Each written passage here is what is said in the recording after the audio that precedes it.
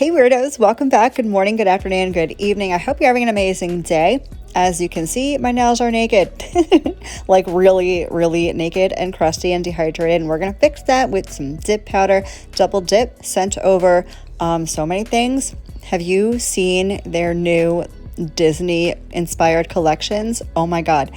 This set right here is like the Mickey Mouse type set. Everything will be linked down below and it's all up on their website if you want to check it out. You can use my discount code if you want. It is Marla20, I think. It's an affiliate code. If you use it, I appreciate it. This is Tiana, also Disney inspired, I'm gathering. This is absolutely stunning. And they also released a color called Aurora. There's a whole other Disney Princess collection. They sent me over two to check out. I fell in love with Tiana though. I don't know why. Y'all know I'm not like the biggest fan of green, but for some reason this one just spoke to me and it is so beautiful and they both glow.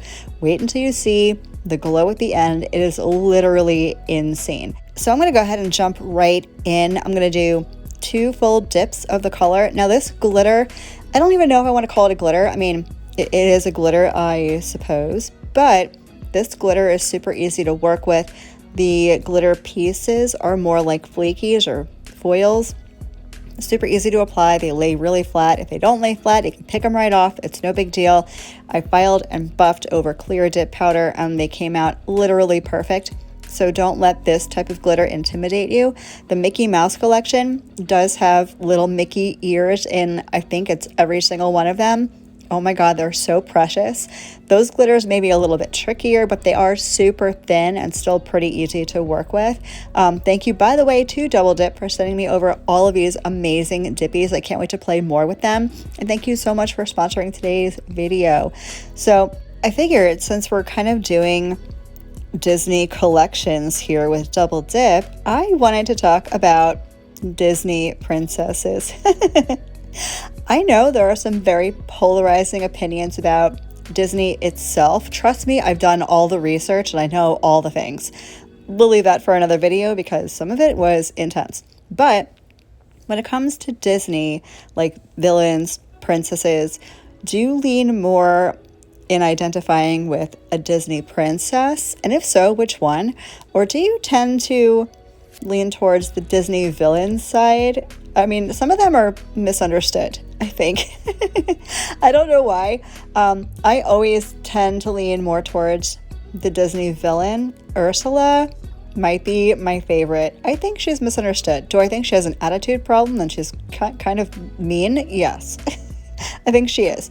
But like, I want to know her backstory. I want to know who hurt her. I want to know what happened. I don't have enough information to make a judgment call. So for now, I'm Team Ursula. I don't know. And do you have like a favorite Disney movie that you will watch over and over and over again? I have not seen every Disney movie. I admit it. I have not. I've seen a lot of them. But mind you, I was born in the 80s, so I grew up in the 90s. Those Disney movies that all came out in that like 10 to 20 year time frame, I saw all of them. The newer Disney movies, I don't know. They're just not the same for me, so I haven't really seen all of them. My kids yell at me all the time because I still to this day have not sat through Frozen, the entire thing. I have not. Or the second one, which I heard is better than the first. I haven't. But I think from the movies that I have seen, The Lion King, I loved. Probably one of my all-time favorite movies, The Little Mermaid, of course. Team Ursula. I loved Little Mermaid. But something about them makes me so sad. And do they have happy endings? Yes. But it's like you have to go through a mega pint of trauma to get to the happy ending, which I get in some way. But I don't know. I find Disney to be somewhat magical and somewhat incredibly traumatic.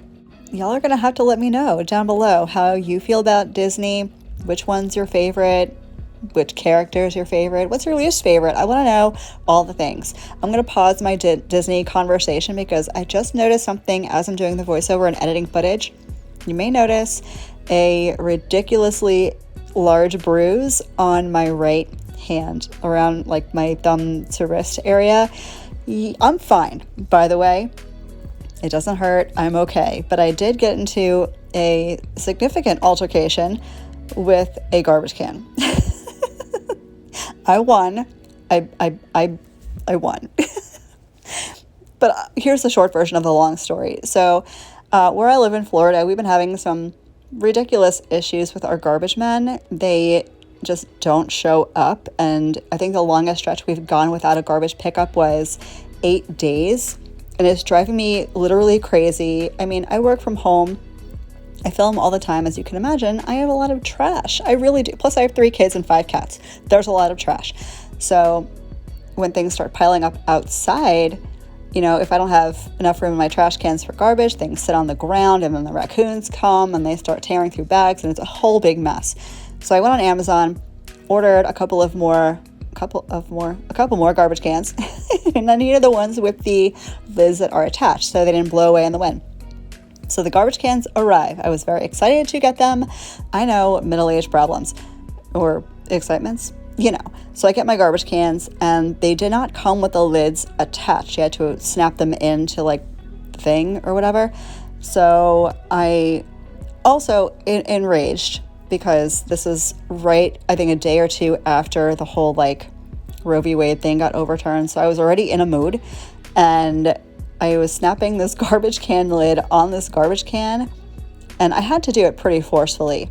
I did. I literally beat the snot out of this garbage can. I got the lid on and everything is fine. My hand hurt so bad afterwards, but I'm in my fit of rage. I didn't really feel much pain. And then a few days later, I noticed that I started to bruise, and I'm like, holy crap, did I break my hand? Immediately I ran over to Sarah's house. Sarah's my bestie, also in nursing school. So I'm like, please look at my hand. Do I need to put a wrap on this or anything? And she's like, nah, you just bruised your muscle. You're fine. So I am fine. It doesn't hurt. Thank you for your concern. But I'm good. And I felt better after taking my aggression out on a trash can. So that's what happened there. Anyway, I have completed my 2 dips of the color. I am dipping into clear.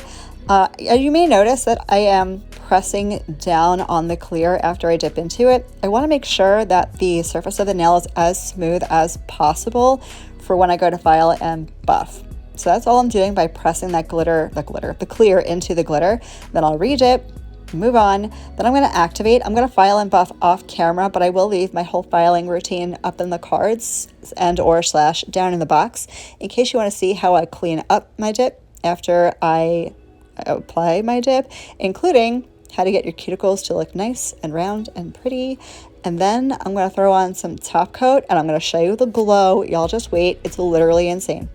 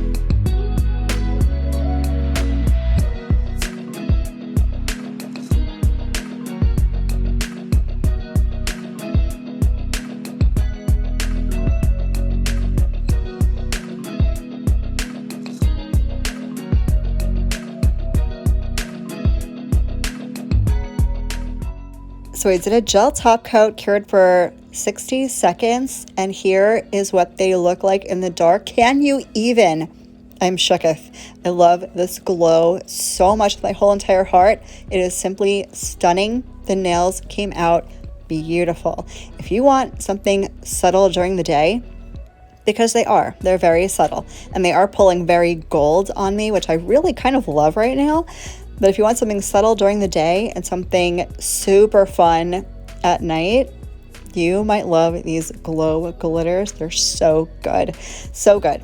I'm going to rehydrate. I am crusty. So I have been doing a thing lately.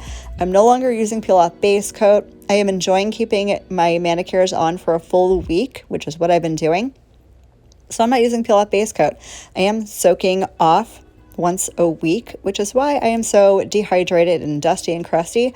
If you want to know how to remove dip powder with a soak off method, and bonus, get a little sneak peek into a prep routine that I do, I'll leave that up in the cards and down in the box if you want to check that out. But I am rehydrating. I'm massaging the oil into the matrix of the nail, getting it underneath the nail, making sure everything is nice and hydrated, and here is the finished look. Thank you guys so much for hanging out with me. I hope you enjoyed my rant and my story time and these amazing dippies. I hope you have an amazing rest of your day, and I will catch you in the next one. Love you, bye.